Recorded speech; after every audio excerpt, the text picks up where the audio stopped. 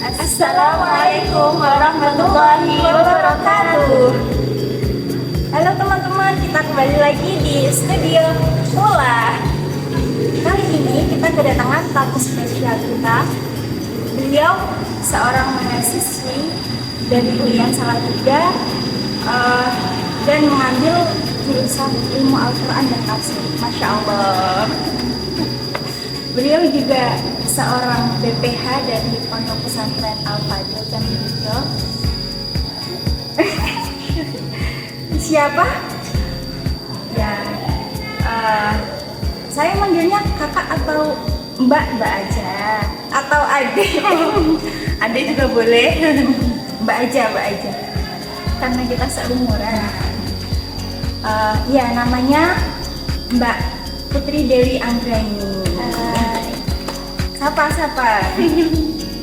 Nah, kenapa kita berkumpul di sini? Karena kita akan mengulik sejarah penulisan Al-Quran pada masa Khulafaur Rasyidun. Sebagaimana yang kita ketahui bahwa Al-Quran sendiri pada umumnya adalah Al-Kitabu Al-Munazzalu ala Muhammadin biwasitati malaikatil Jibril. Al-Quran adalah kitab suci atau wahyu Allah yang diturunkan kepada Nabi Muhammad melalui perantara malaikat Jibril. Nah, itu pada umumnya ya teman-teman. Sekarang kita akan membahas sedikit pemaparan dari materi tentang sejarah penulisan Al-Quran. Mengulik sejarah penulisan Al-Quran bersama Mbak Putri Dewi Anggreni.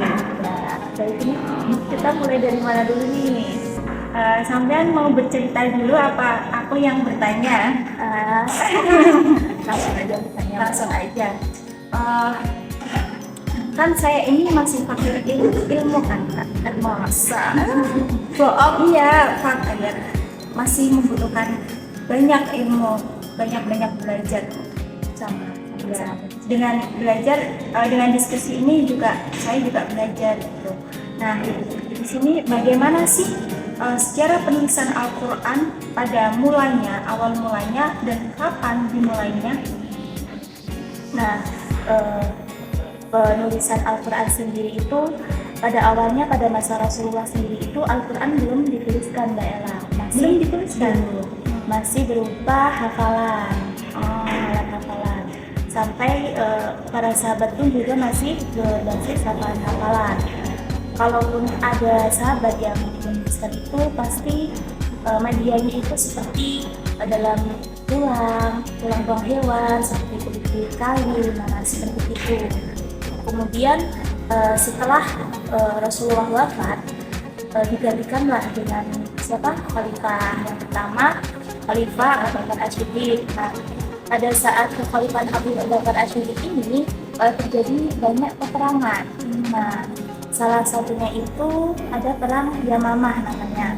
Nah, di dalam perang Yamamah ini banyak sekali penghafal Al-Quran yang gugur dalam peperangan. Nah, akibat hal ini Umar bin Khattab khawatir akan misalnya Al-Quran, karena pada saat itu kan Al-Quran juga dituliskan langkah-langkah pada sahabat sendiri.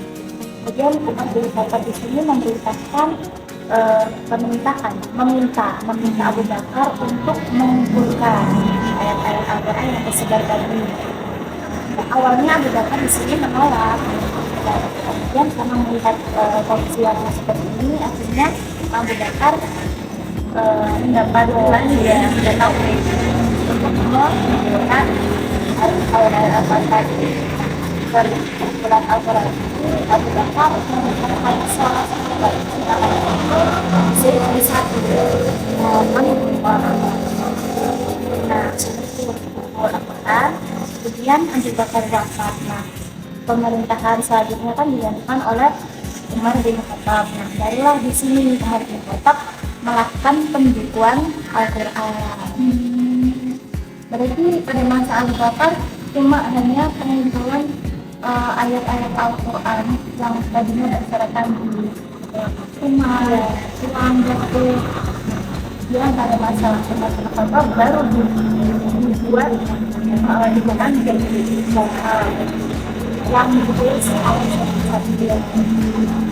Nah, tapi mushaf pada zaman Umar bin Khattab ini belum seperti mushaf sekarang. Kalau sekarang kan diawali dengan surat Al-Fatihah, diakhiri dengan surat An-Nas. Nah, pada masa Umar ini mushaf itu masih berdasarkan urutan ya, urutan turunnya surat, belum seperti sekarang. Nah, kemudian Umar bin Khattab wafat. Nah, mushaf ini sudah didudukan dulu, mushaf ini disimpan oleh anaknya bernama Hafsah. Setelah tadi mushaf sudah disimpan oleh Hafsah, kemudian lanjut pada Khalifah Utsman bin Affan. Nah, di mana Islam pada saat pemerintahan Utsman bin Affan ini mengalami penyebaran yang sangat luas, persebaran wilayah yang sangat luas. Berarti banyak agama Islam anggotanya semakin banyak, seperti itu. Kemudian dari luasnya wilayah Islam itu menjadi perbedaan dialek, muncullah perbedaan dialek di sini. Nah, dalam menyikapi perbedaan dialek ini, Utsman bin Affan melakukan penyelarasan atau keseragaman dalam cara membaca Al-Quran. Di sini Utsman bin Affan menyuruh utusan untuk mengambil mushaf Abu Bakar yang disimpan oleh si Hafsah tadi. Nah, kemudian Utsman bin Affan dalam penyelarasan ini memerintahkan Zaid bin Thabit dan juga orang Quraisy. Nah, panitia tadi itu ditugaskan untuk menyalin dan memperbanyak mushaf. Nah, pada inilah mushaf yang dinamakan standar mushaf Utsmani itu pada penyalian ini. Nah, berarti mushaf yang sekarang kan memang ada mushaf sekarang itu juga Utsmani, berarti Utsmani tersebut memang dari Utsmani dari waktu dulu dari kemudian 7 salinan yang ini disebarkan ke 7 daerah. Di mana saja 7 daerah itu ada di Madinah, di Mekah, di Basrah, Bahrain, Kufah, Syam, dan Yaman. Kemudian mushaf yang awal mula itu yang dipegang sama Hafsah sendiri dikembalikan ke Hafsah atau bagaimana? Tadi mushaf yang dipinjam itu dikembalikan lagi ke Hafsah. Kemudian mushaf-mushaf yang lain yang selain standar Utsmani atau Rasul Utsmani itu dibakar. Berarti secara penulisan pada masa Utsman tidak sampai itu aja. Lalu saya ingin bertanya deh, mushaf sekarang sama mushaf zaman dulu pas zaman Utsman itu ada perbedaannya nggak sih?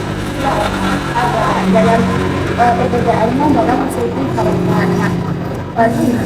Mushaf pada zaman Umar ataupun pada zaman Utsman itu belum ada harokatnya ataupun titiknya. Jadi hurufnya itu masih mundur atau datang turunnya saja, belum ada titik maupun harokatnya. Tanpa pakaian, ya tanpa pakaian, jadi plong-plongan gitu.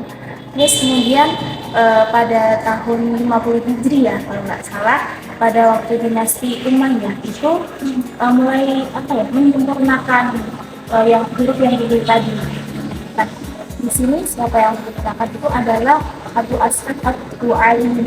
Nah, pada saat itu tandanya itu masih belum seperti sekarang, kata itu ya seperti gini. Nah, ya ada diri itu belum seperti itu. Nah, di sini Abu As'ad Ad-Du'ali itu memberikan tanda kalau kata itu satu titik di atas, kalau nasrah itu satu titik di bawah, dan kalau harapannya itu domah itu titik di samping huruf, entah satu titik atau 2 titik saya Pak. Seperti itu. Berarti harapannya diganti titik.